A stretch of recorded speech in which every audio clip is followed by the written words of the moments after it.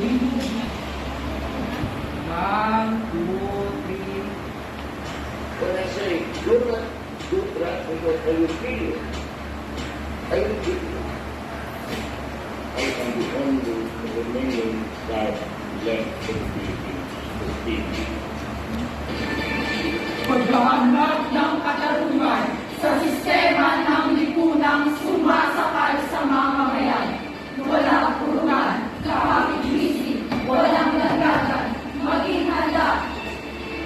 Kung sa pagbago na paglaban ay makasla.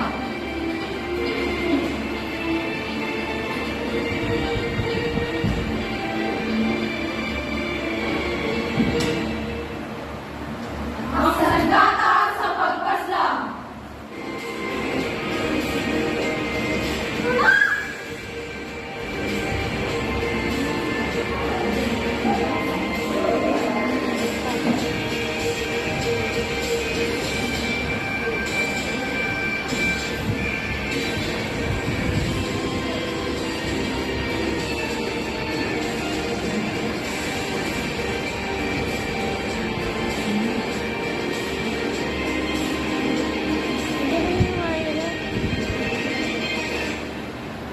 Paanong pipiliin ng mabuti ang sandata sa pagpaslang? Mabilis makapitin na bigla ang balik. Kaya para ito sa tulak, adik na pagkamalang tulak, naisip na adik o gala-gala sa kasahan, kaya pasensya na adik.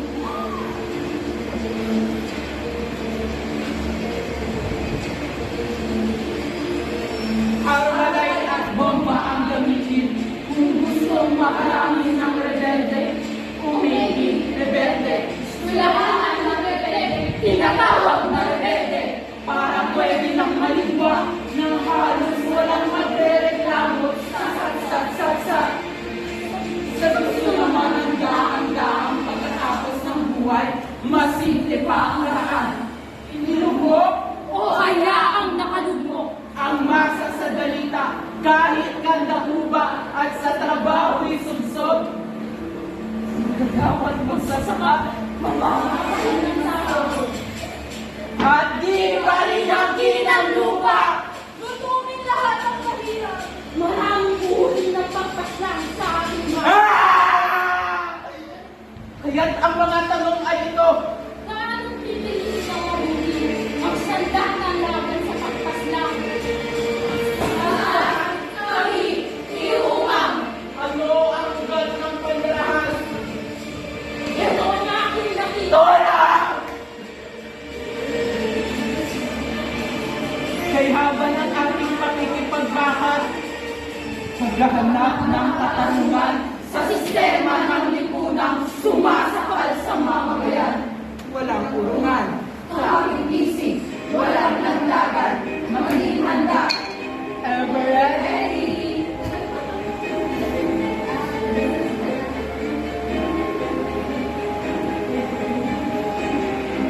Kung sa pagbangon ang paglaban ay mapaslang.